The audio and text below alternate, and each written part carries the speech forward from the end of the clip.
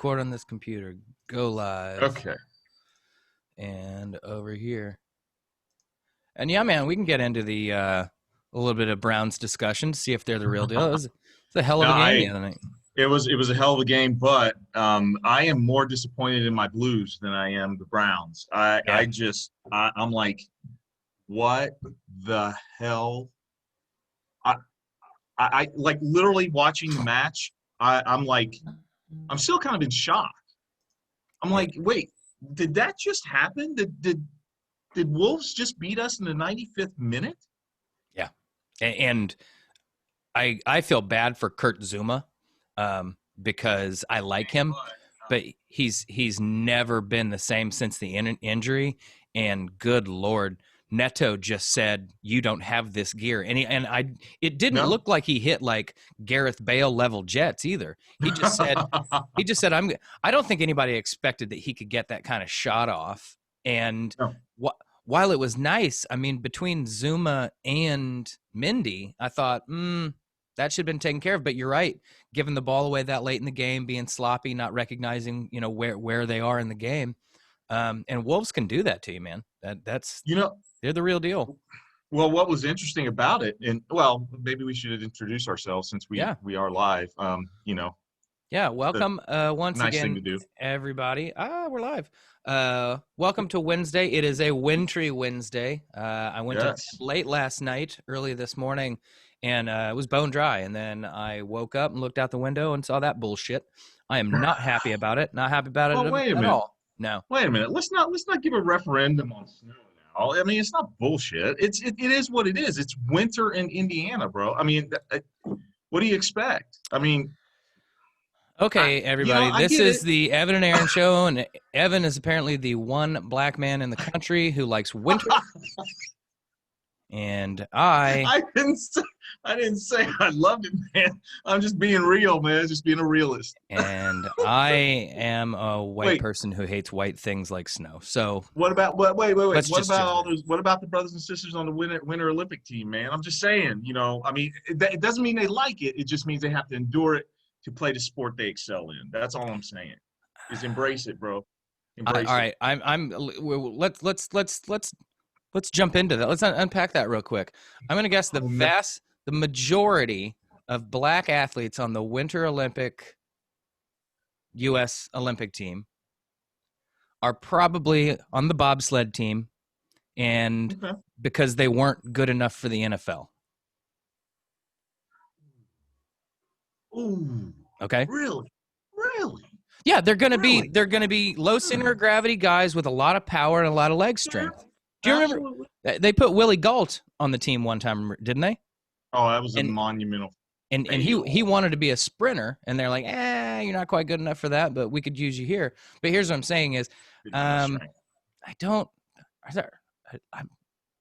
hate to perpetuate a stereotype, but there aren't really a whole lot of black people on the Winter Olympic team, are there?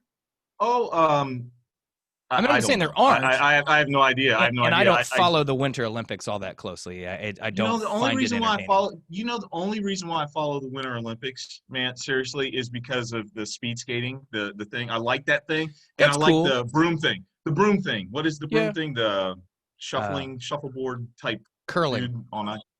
Is that what it's called? Is that curling? It? Yeah. Okay, I love that thing, man. It is cool. It is cool. Blows my mind. Because I try and sweep my floors all the time, and I can't get anything to stop rolling in front of it, like all the dust bunnies and stuff. No. Yeah. You need two people. Going down that rabbit hole, dude. Going down that rabbit hole. Anyway, Evan and Aaron show. It's a Wednesday. The jury is still out on winter, but I guess it's going to go forward whether I allow it or not. So, some interesting things have happened since last we were on the Facebook being live. The Electoral College, in probably the most boring yet watched display of government functionality, pretty much went exactly as planned. The way they did it and the order of it kind of tried to build up a little bit of suspense, but once everybody realized that California was coming up at 5 o'clock to certify their votes, everybody did the math and realized, oh, okay, Trump is at the number of votes he's already going to get, and Biden gets the rest of it. So in that respect, uneventful, which is a good thing. And yet, one more example of moving the goalposts from the people who are like, well, states don't declare a winner, the Electoral College does. And now the Electoral College doesn't declare a winner, it's the vote in Congress, which again, one of the greatest moments we're going to see in our lives is Mike Pence being the final nail in Donald Trump's political coffin, or he won't show up. I'm not sure which. It all depends on whether or not Pence think Trump holds any sway over his political future. I'm not sure he does. Yeah. What did you think about? Did you tune in on Monday? Were you on the edge of your seat? Dude, I didn't want to see it for the 611th time. Mm-hmm. I just didn't. I was like, okay, we get it. We know this. I mean, it's like another Biden win and another Trump loss is never anything to just ignore. I know, but I get you. It's just it's gotten silly, and the people who think that there's going to be some sort of standoff in Congress, it's not. McConnell's already said, don't try it. He's basically said, don't do it because we're not going to support it, and it can't pass the House. So it's symbolic of nothing. It's symbolic of a whole bunch of people who are trying to flush their careers down the toilet because they believe in a despot. Right. But here's the thing: O'Connell's lost his credibility with the quote unquote GOP for actually acknowledging that Biden is president-elect. Mm-hmm. He lost QAnon. He lost QAnon. The Proud Boys are standing back and standing by. And I just, for me, it is revealing a level of insanity in our general public that is just baffling, mind-blowing to me. Now, I have a very dear friend. She's a psychologist, and we talk about these things. Mm-hmm. And quite frankly, we defend each other on Facebook whenever we're trolling, Trumpers, and it's kind of a sport. Yeah. Mm-hmm. I've laid off a Parler though. Get it? I called it Parler. I laid off a Parler. I'm breaking myself from it because I don't need that in my life. But she said multiple times, dude, that the level of delusion that is rampant in this segment of the population is just it's unbelievable. And it is continually driven by this cycle of nonsense that Trump is doing.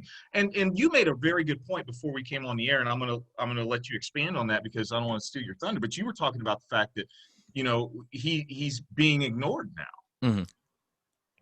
Yeah, it's what I was hoping was going to happen, and much the same way my prediction of Parler is just not going to last. It's not going to sustain. And I thought it would last at least maybe 6 months. I thought it would last to at least the inauguration. But you said that way too intelligently. It's already dead. You got to go Southern. You got to go Parler. Yeah. Okay. You got Parler. There you go. But I mean, it's already dying for not just the reasons of an echo chamber just can't sustain itself like that. But also because it's a terrible platform. They're all complaining about how shitty it is to use. Half of them are complaining that you have to give a whole bunch of information to be on there. And it's like, well, that's how they're getting around the rule. That's how they're able to do this, because they're basically saying if they do pass the Section 230 of the whatever Communications Act or whatever, and they do want to hold people accountable for what's on there, that's Parler's going to be like, here's his name and address. Here you go, FBI. This person is threatening the president of the United States.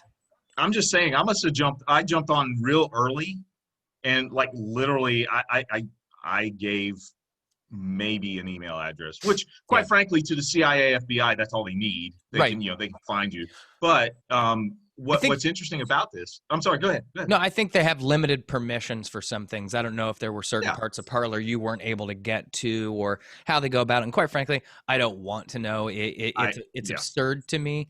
But I'm, to the initial point, he is becoming irrelevant. And, this whole, I'm going to start my own cable TV network afterward. No. How are you going to do it? You're in debt. All this money's going that you're asking people for isn't going to the defense fund. It's going to your debt. You're saying it's the campaign, but they're going to try to transfer it, and they'll probably get away with it because they have been. But he's paying off debt. He can't afford a cable news network himself. It's not cheap to start one, or everybody would just go out and do it. He might. I mean, he could have went the Roger Ailes route and done something with Fox News, but he's alienated them now to where, that's the thing. Who's going to go in with him? And on top of that, I ultimately I see him as more like he'll be Alex Jones. He'll have a podcast or some shit like that, and he'll sit around and rant all day. But it's just not sustainable because his entire act is fake authority, and he literally has no authority any longer. He's easily marginalized. He supposedly he's going to announce whatever he's doing the day of the inauguration and not go. And in that moment, if any network gives him the airtime, then you boycott him. You say no. You cannot do this. You're perpetuating a shadow government, and kind of by default are being treasonous, in my opinion. Well, and not just it is. It's absolutely treason. It's deplorable. I mean, once again, Hillary was right, guys. I mean, she just was. Hillary was right. This is deplorable behavior from a deplorable person. And as we look at him and as we see his presidency, I saw an article today about Franklin Graham saying that he will be remembered as one of the greatest presidents in history of the United States. And it got me thinking, which bed are evangelicals in? Are they in the GOP's bed? Or have they now crossed over truly to the dark side, and have they become part of Trumpism's harem?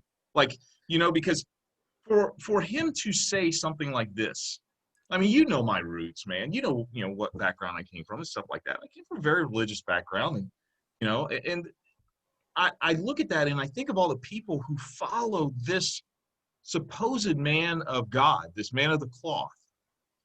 And he says things like this. And it's not just him. Yeah.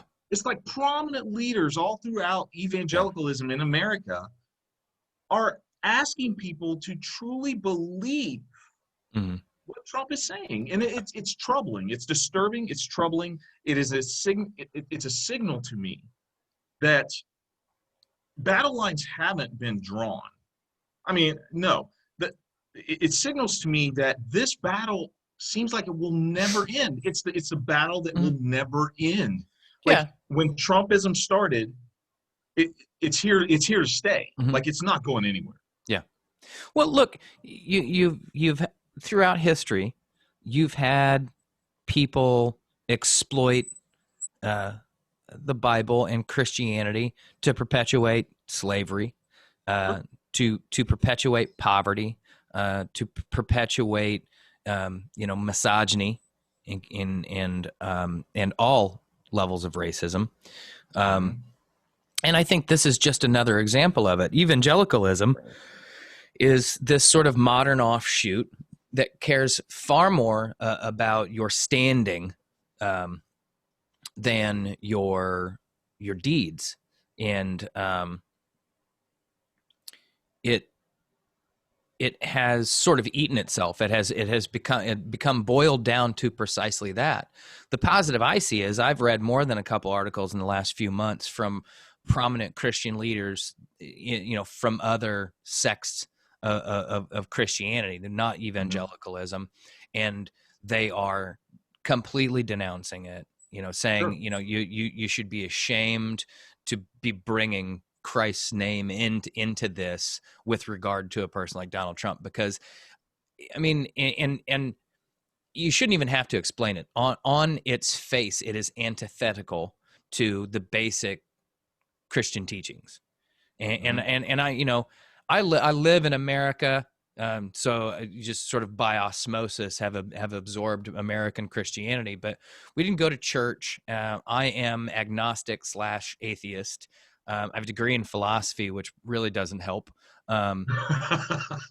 So, when you, but I've experienced enough to know what, the positive teachings of Christ are supposed to be. I've read the book. It's a decent book. Yeah, has its ups and downs.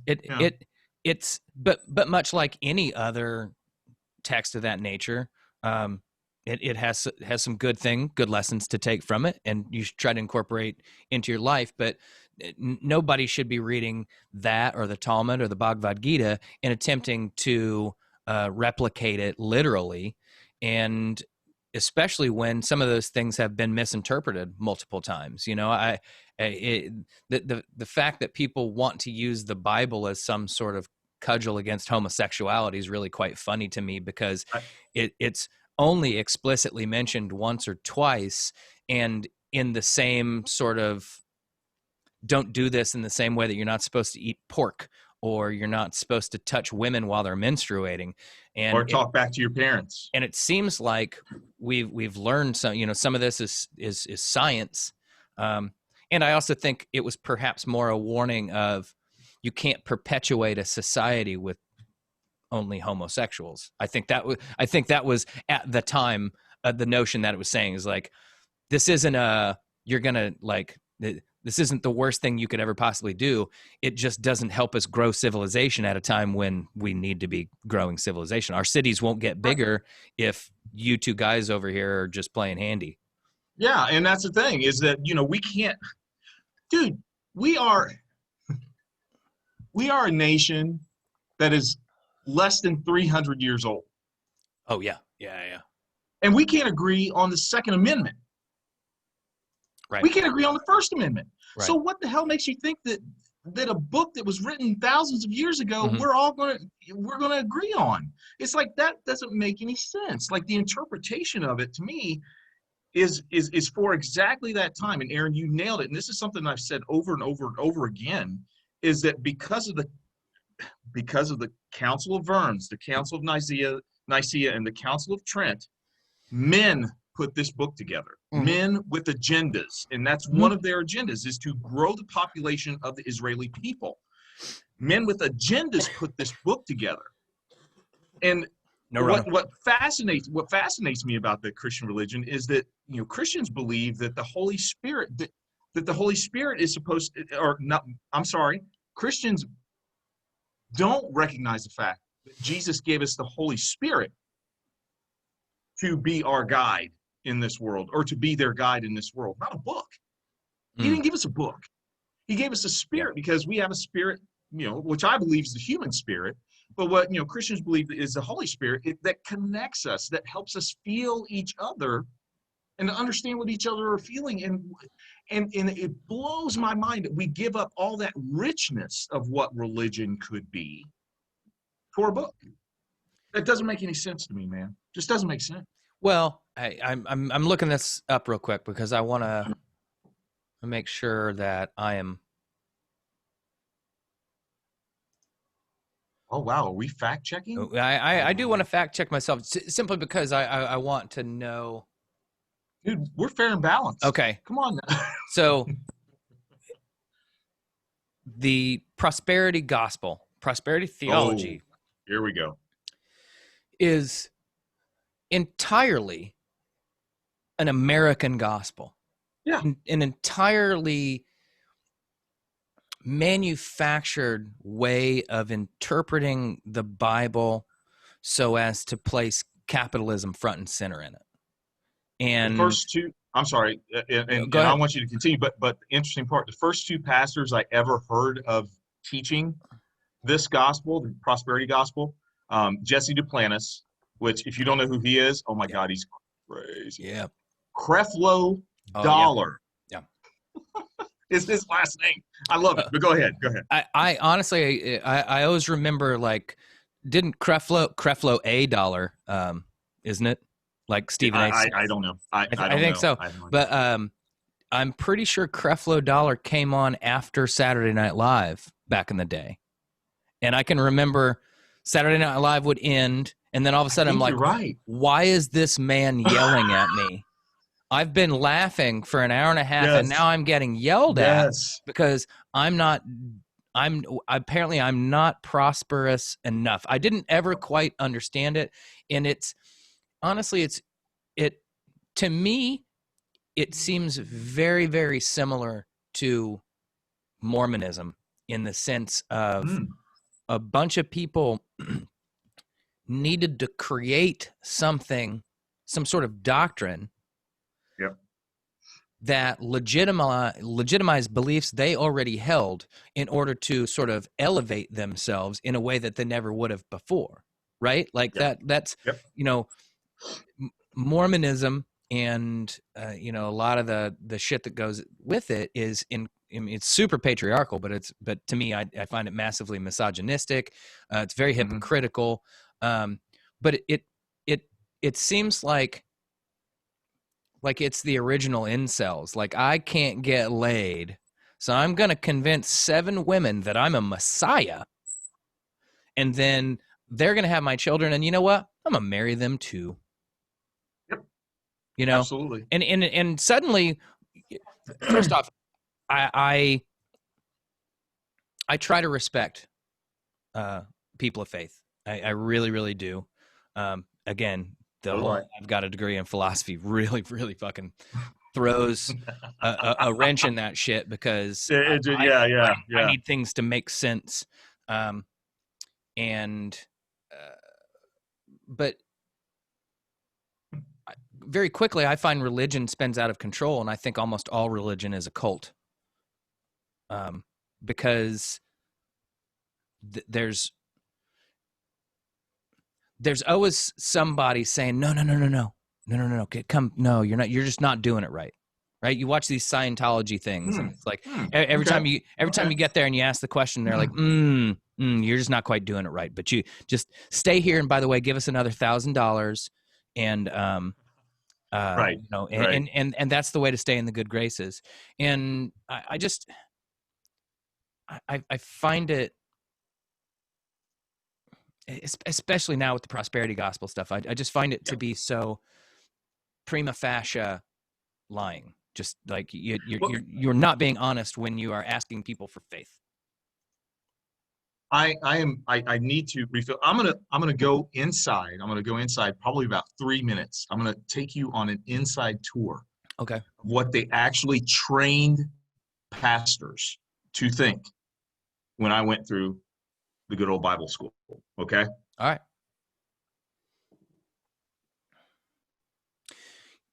Something else that kind of gets me is I don't understand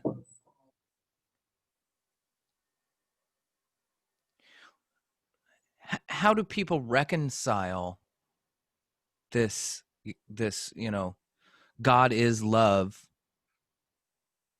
and that is the most that was always my takeaway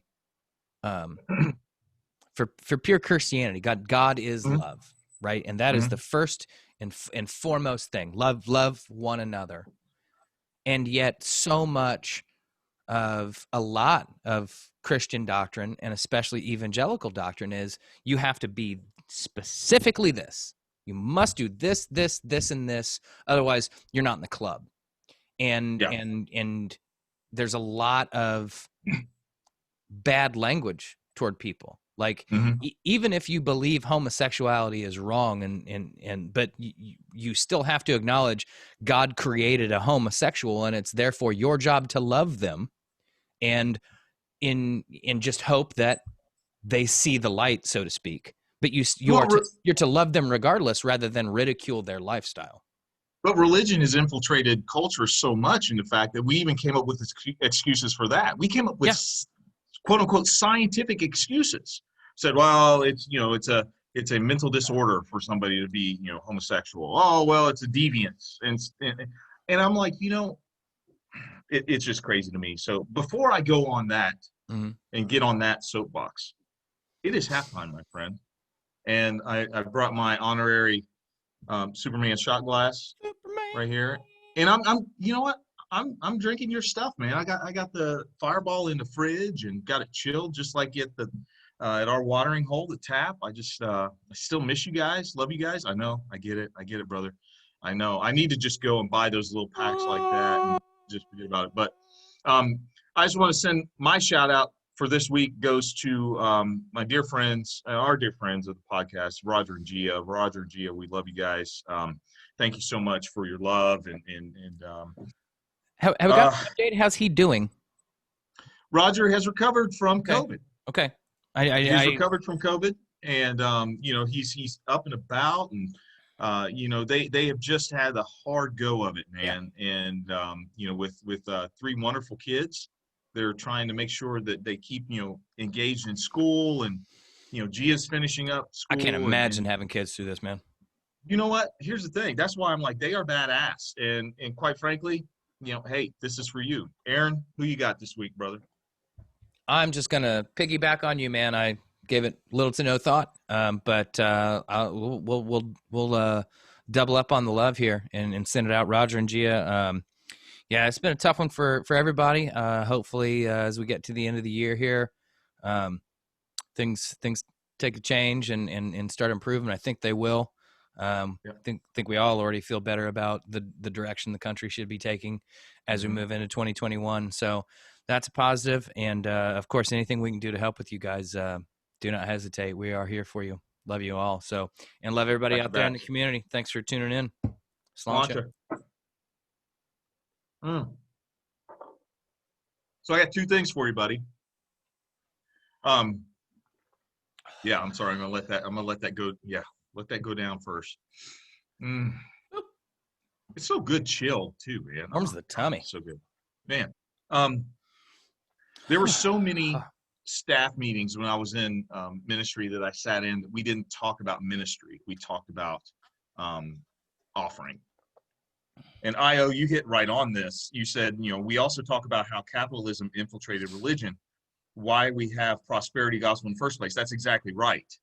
When we started seeing, and I say we, because as a country, we say that we are a quote unquote Christian nation. Now, I know not all of us do, but we say we're a Christian nation. But there were times where literally I looked over to a coworker, and I'm not going to say his name, but he's still a dear friend of mine. And we literally would get sick listening to our senior pastor talk about the fact that this couple has, stopped giving as much as they used to. So we need to call them and ask what's wrong. How we need to pull back on the outreach budget because, we need to buy new lighting and equipment for our production that we put on Sundays and Saturdays. It's sad. Mm-hmm. It's really sad. And I think if people saw and understood what really happened what happens behind the scenes. Now, don't get me wrong. There are some absolutely fabulous church communities out there who are doing their shit, who are just killing it whenever it comes to embracing the community, no matter who you are, making sure you have a place to express yourself spiritually, to explore spiritually. There are places out there like that, and believe it or not, there are places like that here in Indianapolis. Mm-hmm. Few and far between, but there are places. And I'm going to call them out by name because I just don't give a damn. The I-towns, the grace churches. These are remnants of this large megachurch culture that has bought in one way or another. And they would say absolutely, emphatically not. They have bought into this culture, this prosperity culture. And I have friends that go there, and they're going to be pissed that I said this. But you know what? Fact is, I'm still your friend, and it's okay. These are remnants of this megachurch movement that has used this idea to say the bigger and better we are, the more blessed we are by God. And it's flat out wrong. Yeah. And I think what has happened is that exactly what Io said. When the GOP decided, you know what, let's talk about family issues and family morals, and let's do this, and they got into bed with the religious right, it began this really weird, sick, twisted, just inbred type of relationship that shifted more and more to the right, and it became it became what it is now today, a sideshow. It's a sideshow. You can't take it seriously. You just can't. But unfortunately, there are plenty of people who do. That's my rant. What I find crazy is it seems like the exact same tactic, but with slightly different intent. Because I feel like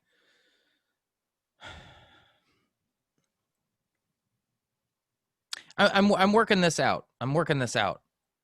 But it feels like there's something different between some super rural church passing the plate and asking for the coins in your pocket versus a Joel Osteen mega church. And who's the, I don't know his name. I don't really want to know his name, but he looks like a demonic elf. He had the crazy cackle last week about the election. He's got a mega church. He's got his own private jet.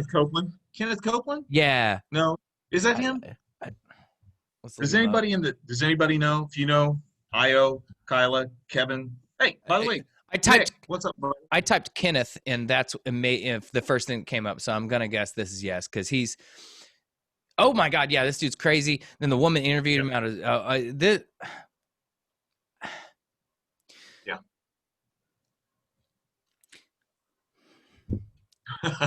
Bring it. Bring the heat, brother. Bring it. The thing that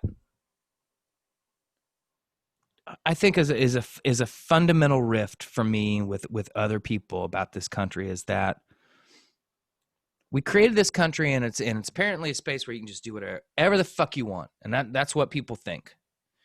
And the end result of that are people like Joel Osteen and Kenneth Copeland co-opting Christ in the name of big business capitalism and lying to people and look, I don't know if it's morally different to take the last 50 cents out of the pocket of a truly impoverished person because they believe the word of the Lord and you're their church, and taking $10,000 out of the pocket of super wealthy suburbanites because they're buying their way into heaven in Joel Osteen's church. I don't know how to draw that line, but that's what I'm saying. It feels like the same tactic with different intent. Like Joel Osteen just wants your money. The incredibly poor church in the rural South or rural wherever, rural Detroit. That's an oxymoron, but you get my point. Rural Michigan, right? Yes, there you go. Ann Arbor, which is the the armpit of Michigan. It didn't play us this week. Anyway, I'll be quiet about that. I tell you what, man, we visited Michigan recently, and I've not spent a lot of time up there. It's usually passing through on the way to Canada. Never really. As an adult, I've never spent any time in Detroit, and I've heard it's rebounding and there's some cool shit. Yeah. But Michigan's a shithole. I hate to say it. I really do. But driving around, I couldn't tell the difference between being in rural Michigan and like rural Alabama. Okay. It was white poverty, black poverty. Yep. Small towns that have been dead for decades. But there's always like 5 fucking churches. And on the one hand, the optimist in me says, look, people have their faith that I don't particularly have, but people have their faith, and these are important for the community.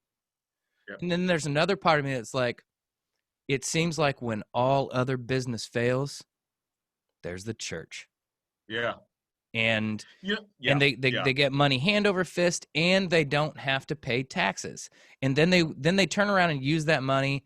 You know, look, if everything went back to making sure everybody in the community was fed, and don't get me wrong, I know there are churches that do that. I am not shitting on churches, right, in right. general. No. But when all this other stuff gets involved, like Joel Osteen makes hundreds of millions of dollars. He lives in a $10 million mansion. Yeah.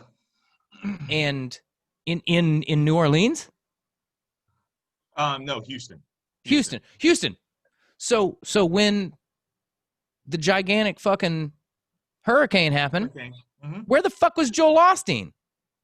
He was chilling. I got millions of dollars in a McMansion, but I'm not gonna say McMansion. I'm not gonna help anybody out. Meanwhile, you've got a dude, what's the guy's name? Jose Andres, and he's a Michelin star chef and all that stuff. But this guy goes to Puerto Rico, and he's doing thousands of meals a day. Hey man, I don't know what his religion is. Does it fucking matter? Does it matter? No. But it matters when you walk around and you say, I'm a man of the cloth. God has ordained me, and then you don't turn around and help people. That's a cult. That's a cult. So let's switch gears here, because I've been wanting to get you on this topic, brother. Can you tell when I get wound up? Yeah, no. I love this stuff, and we'll probably talk more about it later. But the fact is that I don't want to say it, but my Amazon Echo just kind of beeped at me. I'm not sure why. What's the color? What's the color on top of it? Nothing. It just went boo boo, and I'm like, oh wow, okay. Anyway, it's Trump. He's listening. It's the NSA. They're listening. What I wanted to say is that how do you feel, man? Let's talk about the distribution of the good old vaccine. How are you feeling about this? And here's the thing. Here's the big question I wanted to ask you. Do you think Trump deserves any credit for what's happening right now with the vaccine? Well, God, no. I mean, credit for what in particular? I'm just throwing it out, brother. No, I just don't. I mean, I get the notion of, if bad shit happens on your watch or good shit happens on your watch, it doesn't matter what you did to cause it or not cause it. It happened on your watch. So by that logic, I guess. But I mean, he didn't do anything. What? No, dude, I just threw it out, man. I'm with you. I'm not mad at you. I'm just saying I've seen this pop up, and I'm like, yeah. What a low fucking, like, it was like with the Bill Barr, or not Bill Barr, the people were saying which he's gone next week, right? Mitch McConnell, calling Joe Biden president-elect. Congrats. What a low fucking bar. Yeah, exactly. It's like, oh, we're supposed to clap at that? No, I mean, and it's almost a backhanded compliment. Congrats on getting the vaccine out on the thing that you called a hoax for far too long, and we could have had this vaccine 6 months ago.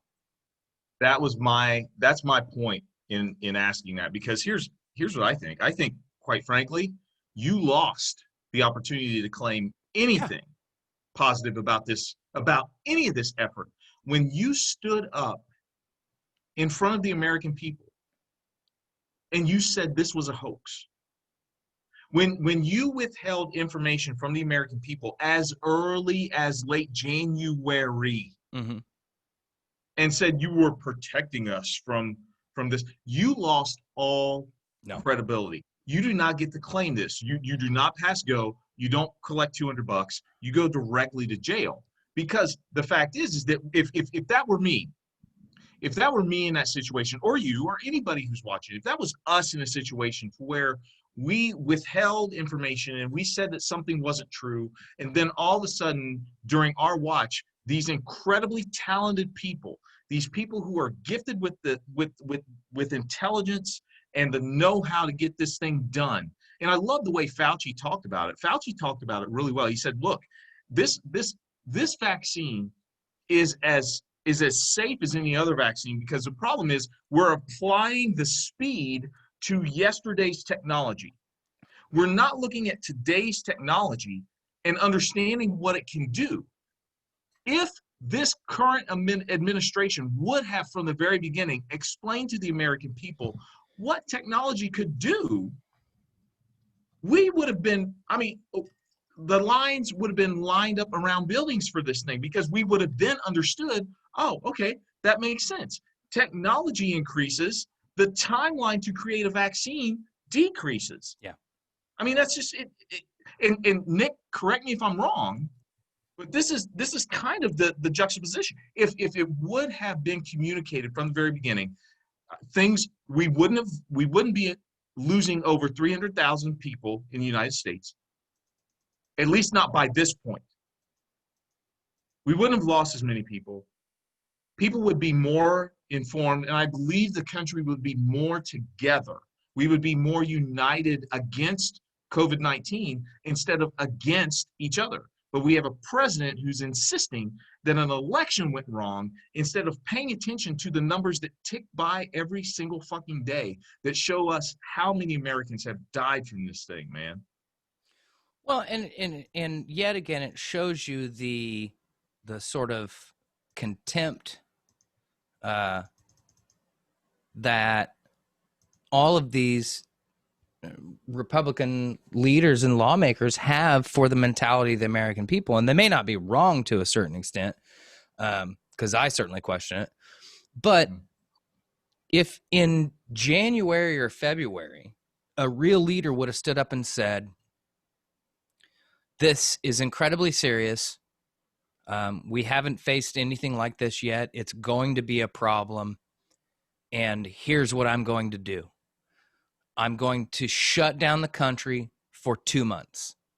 I'm immediately ordering emergency funding to be directed toward all Americans. And we'll sort out whether or not that's, $1,000 a month for the next 2 months or what have you. But we're going to have a plan for that. And we are fast tracking any vaccine research that we think can help. And that's leadership. But yeah. we've seen this before. I saw an interview in 2003 of Karl Rove, and he was asked about the beginnings and how the Iraq War went. Oh, okay. And they're like, you went on TV and you said this war is going to be over in 2 weeks.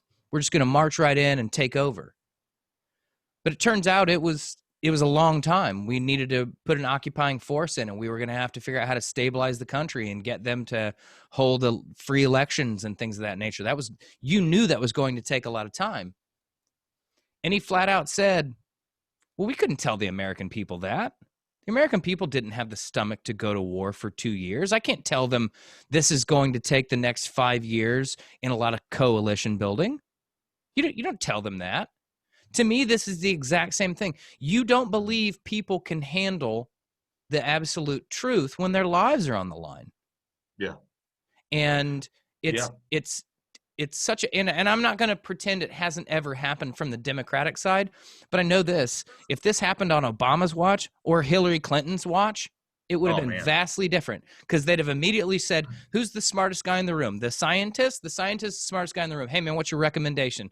Well, sir, I know that you don't want to hear this, but my recommendation is to shut shit down as quickly as possible, and we will at least minimize the spread. And during that time, we hope we're going to come up with something. And from that point forward, and a lot of shit was fluid. But that's also science. This is how you know that we don't have an educated society when they don't. Oh, how come the scientists keep changing what they're saying? Because 2 weeks later they get new information. That's being a smart human being, and that's the scientific method. When you get new information, you adjust your statement, you adjust your theories. It's the people who believe in dogma. Coronavirus. Yes, and it's the people who have a desired outcome and then want to retrofit those actions toward it. Donald Trump didn't want to shut down a prosperous economy because he thought that was his path to victory. And just said, I'm sorry, go ahead. The irony is, had he shut the country down for 2 solid months right away, February 1st to April 1st, chances are we'd have minimized the spread of it. We'd be talking in the tens of thousands, not the hundreds of thousands of infections and death. I agree. And we'd have bought ourselves the time that was needed. And you'd have created a situation in which even skeptical people are like, you know what? I'm just going to do the right thing. I may not believe it. I'm going to do the right thing. Instead, it's a hoax. You've got people marching on governors' houses. You've got people like, oh, we're going to kidnap them and lynch them and shit like that. That's on him. So does he get any credit for this fucking virus? Goddamn no. Fuck Donald Trump. Yeah. That's why you and me are friends. Man, look, I even like the look you just gave right there, brother. Damn. Is it time for, hey Aaron, just to get you in a better mood? I mean, let's get into it. Okay. Very good. Ladies and gentlemen, we are at the point of the show where I get to surprise Aaron with some things. It's our segment called Hey Aaron. And so, Aaron, we're going to continue the bounty that is weird and mystifying news. And there is a theme for tonight. I only have 2 news stories I want to show you, but they are from our friends from Japan. And the fact is that I've always said that our friends in Japan are not as crazy as we are, because I believe that American culture is the craziest culture there is in the world. Because on one hand, we say, that that we all, are equal in the eyes of God, but yet, we still kill black people. Immediately go out of our way to dance on the power not. Anyway, wow, did I just say that out loud? You did. Here, you did. But beer. But anyway, our brothers and sisters from Japan, I love y'all. Really, just an incredible culture. If you've ever studied their culture, it's just awesome. But they can fly their freak flags just like we can, my friend. Yes, they can. Here's what we're going to do. I'm going to share my screen with you. Oh, I love a screen share. Oh, screen share, dude. Once again, I'm an educator, and so I want to educate everyone. I love a good PowerPoint. So, what I'm going to do is I'm going to show you these 2 news stories, and I want to get your reaction to them, my friend. So I am going to share computer sound. I'm going to optimize screen for sharing the video clip. And here optimization. we go. I want to be able to see you, and so there's the floating video panel. So Japan has created pajama suit. The pajama. Oh, do you say pajama? Pajama. Is that just I don't know, cultural? Not cultural, but maybe a geographical difference? Is it a roof? Is it a roof or a roof? Yeah, it's a roof. Is it a creek or a crick? Crick. Yeah, it's geographical. Anyway, I want to share this with you and get your input on it. Now I'm going to read it to you as the video plays. Here we go. Do you want to get a good look for a Zoom meeting, but don't want to get too dressed up? A Japanese apparel company has created a pajama suit that is meant to resemble office attire, but feel as snug as sleepwear. Aoki Holdings is marketing the navy, beige, black, and dark gray suits for both men and women to teleworkers as more than pajamas. What do you think, my friend? Fantastic idea. There was a company that came out a few years ago, and they make they look like slacks. They look like dress pants, but they feel and have the texture of sweatpants, and they rate them for if you've got to get on a flight and then immediately have a meeting kind of thing. So I think it makes a ton of sense. My bigger question is why you're on the New York Post. Because this is a trash newspaper. Dude, it is. Oh wow! And they bust in with like Santa Claus going crazy. That's terrible. Yeah, you know what? Public Enemy told us a long time ago, "Fuck the New York Post." I know. But this is a cool article, and it makes a ton of sense, and it was a matter of time because people want to look good but be comfortable on their Zoom call, and if you can pull that off with this, more power to you. I bet it. $48 in Aoki's online. I tell you what, man, I might get that. Dude, it all depends on how many times can you wash it. If you wash it like 5 times and all of a sudden they just look like pajamas, then maybe not so cool. But it's only $50 for the what? All items. They're sold as separates.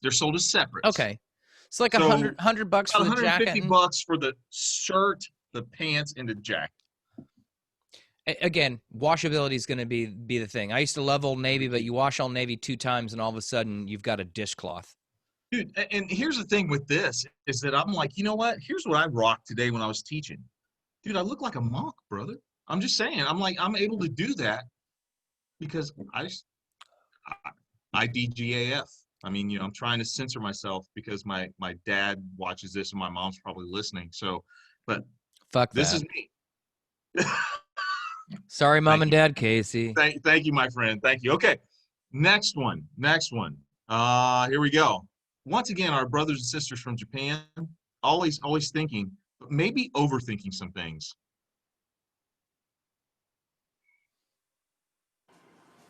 A year into the coronavirus epidemic, a Japanese retailer has come up with a new take on the theme of facial camouflage, a hyper-realistic mask that models a stranger's features in 3 dimensions. What say you, Aaron? Hey, Aaron, what say you? I guess I don't really understand the point of it. I mean, it seems like it's for like introverts who have to leave the house and just don't want to be recognized at all.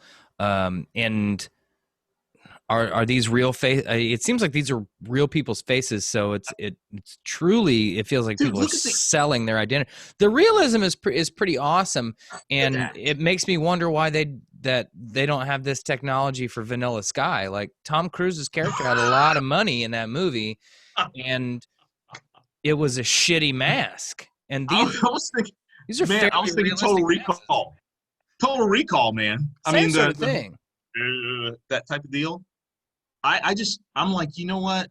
That is a lot of time on your hands and thinking about things to do during COVID.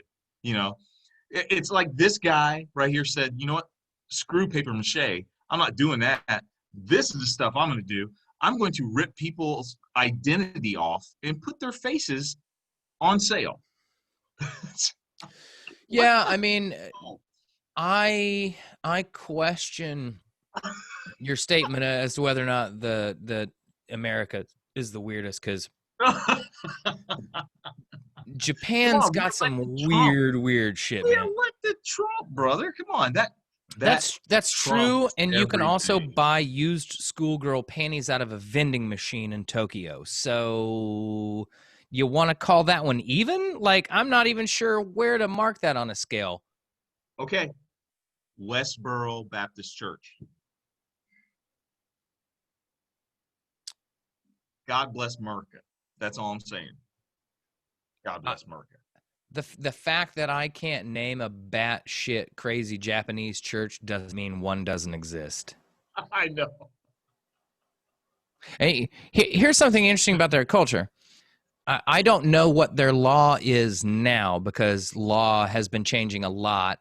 Unless you're in America. But they've been pretty anti-marijuana in Japan. Really? But you can walk into a religious goods store and purchase incredibly high-powered mushrooms and trip your balls off.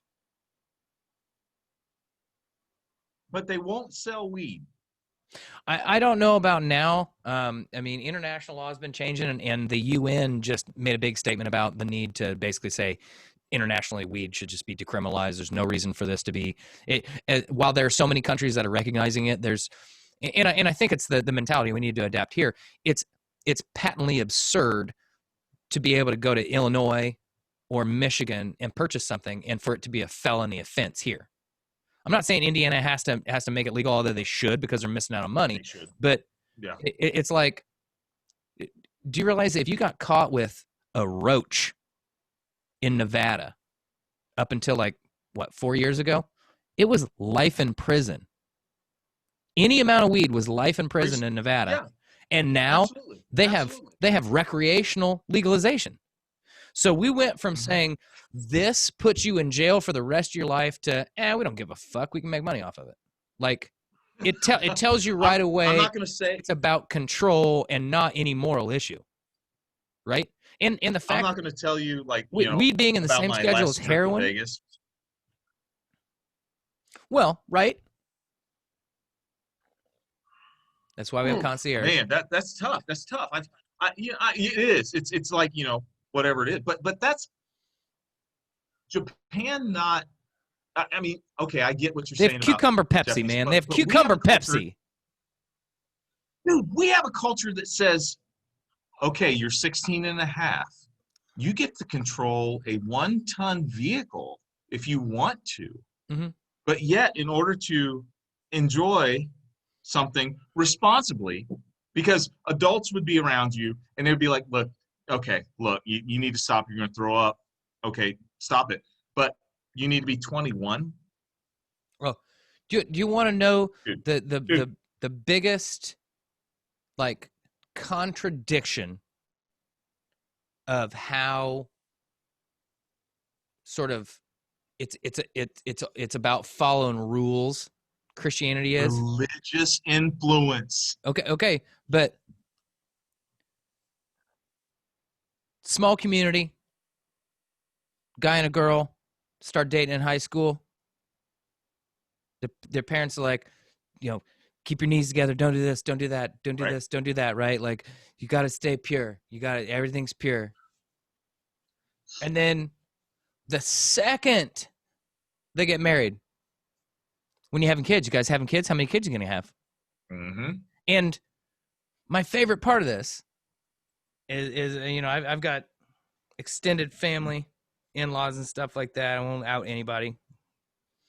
Oh, wait a minute. Let me. Wear one of those masks. I don't want to be associated. But immediately, everybody in the family is like, "So when you guys having kids? When you guys having kids?" And then my favorite part is when somebody comes along and is like, "We're trying to have kids." You just told me you're fucking. That's all you told me. I'm fucking too. I'm just not trying. I'm just not leaving it in. This is such a stupid thing to me. Yeah. Oh wow, the word outcome. Wow, that is. Let's just leave that alone, shall we? And apparently the opposite of that would be income in this situation. So we're back to the prosperity gospel and having more kids. Evan, it's amazing how we come full circle on this show. Oh, you said. Oh wow, I won't even say it. Nope, I'm fighting. Because my significant other and I have a nickname for my alternate ego. It is Kevin. And when Kevin starts talking, Kevin is very inappropriate. Very inappropriate. Kevin is not the name I would associate with a person being inappropriate. Well, but that's true. That's true. We're gonna see how this goes. I don't know. I have no idea what name would. Anyway, no. I want to touch on something. I want to give you a little chance to shine here. I want to throw something your way. I know. Anybody who caught us at the very beginning might have heard us going down this route, and we went a slightly different direction. Say it. I can hear you, but I need more beer. Oh, well, you're just going through the beer tonight.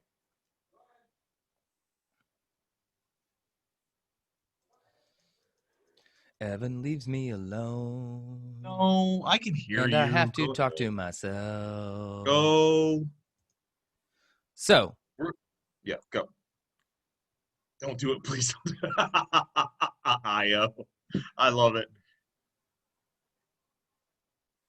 Did the Browns score too early? Oh my God, man! Oh, Would a more experienced quarterback have figured out a way to milk that drive, or do you just take the points when they're there and say, "I hope my defense can stop you"? I know how I feel about it. Yes. So the first thing I said when they scored, too much time on the clock. Too much time. Too much time. It was a great play. It was an honestly great play, and it clearly. Do you think there's any part of the Ravens said, "Fuck it, let them score so we get the ball back"? Probably, because here's the thing. I am the first one to admit I'm the biggest Browns fan. I'm so proud of the way we showed up and we competed against the team. Phenomenal game that has whipped our ass like for the past so many years. In my opinion, we got lucky at the beginning of last season when we beat them in Baltimore. We got lucky. That was not – we caught them by surprise, and we got lucky. It was certainly not indicative of what was to follow. No, because the last game with the Ravens last season and the first game this season were indicative of where we were. But it also showed what you're capable of. Sometimes – yes. Sometimes you have a losing record, but you have a couple games that say, you know what, this is what we are capable of. How do we achieve that on a more regular basis? We obviously have talent. Everybody in the NFL has talent. Everybody. We talk about this all the time. I hate when people are like, "Oh, this guy sucks." No, he doesn't suck. He just doesn't belong on that team, right? The Browns don't suck. They have good players. No. It's just a matter of how you get it to work. Here's how you get it to work, and I can't believe I'm getting ready to say this, and please don't hold it against me. One of my favorite guys, one of my favorite sports pundits is Stephen A. Smith. And once again, Stephen A. Smith said it. He said the Browns on offense are capable of playing with anybody in this league. Mm-hmm. They're capable of playing with Kansas City. They're capable of playing with Buffalo. They're capable of playing with Seattle. Yes, Jeremy Sweeney, Seattle, my friend. They're capable of playing with anyone. Mm-hmm. They have spent so much money on their offense that their back six suck. I mean, the only person that they really had was Denzel Ward, and Ward is injured for the season. Mm-hmm. And so now you're playing guys that probably wouldn't start on all of the other NFL teams. And it showed. Quite frankly, it showed. So in the grand scheme of things, yes, they scored too early. But from an offensive mindset, no, because that's what you do as an offense. That's what you got to do. Yeah, you fucking score points, and you score points whenever you can. Totally. You should have enough defense. You should have enough defense in the NFL, especially when you have that kind of momentum, when you have that kind of crowd. And yes, they're not the same amount of crowds and stuff like that, but the commentators themselves said, man, sitting here, it almost sounds like it's back. And so when you have that momentum, when you've got that, you've got to have a defense that knows, do not let anybody get behind you. And despite the fact that Lamar Jackson came in, here's the other thing I'm going to say. And once again, you know how big of a Browns fan I am. The Browns, it would be a tougher road to go for the Browns to come back like they did if Lamar Jackson was in the game the whole time. Again, I'm a realist. And Lamar Jackson is incredible. He's incredible, and he kills the Browns every time they play. Do I think that Baker is Cleveland's franchise quarterback? Absolutely. Yeah, absolutely. He has impressed me. I'm not the hugest fan of the guy from his college career, but he has stepped up and worked hard to become a legit NFL quarterback. Final question for you. Yeah. How many or which guys on the Browns had money for the spread being made, because that last play was stupid. The point spread. Wow. You realize the safety covered the spread, right? Yeah, I do. I do not want to get into a Black Sox scandal. Did maybe one of those extra receivers on the field be like, you know what? I'm just gonna take this one into the end zone. No, they're too young of a team. That was just the most fucked up lateral play of the year. All I'm saying is somebody just should have chucked it out of bounds. Don't give up the safety. That makes you look silly. I agree. But I agree. I agree. I'm just kidding. But what an incredible game! What amazing for a Monday night football game to really live up to it. That's like, I don't know if you caught today's Liverpool Spurs match, but for a showdown between number 1 and number 2, it absolutely lived up to the hype. It was a hell of a match. I don't think the right team won it. Don't tell me, because I'm gonna literally go and watch it right now. Yep, yeah, it is good. Dude. So, ladies and gentlemen, we've come to the end of our show, and it is honestly, and Aaron, I'm not just saying this because you're there with me, brother. I love this time of the show because it is the Aaron send-off, man. So, ladies and gentlemen, it's been a pleasure. Love each and every one of you. Aaron, what you got for us, brother? Always a pleasure. We are down to, it is the 16th. We've got 15 days left in the year. We've got 9 days to Christmas. So I want to say, after all the craziness, hopefully things are looking up for you and your family out there. Hopefully there's positivity coming your way. Hopefully we can find some good things with this.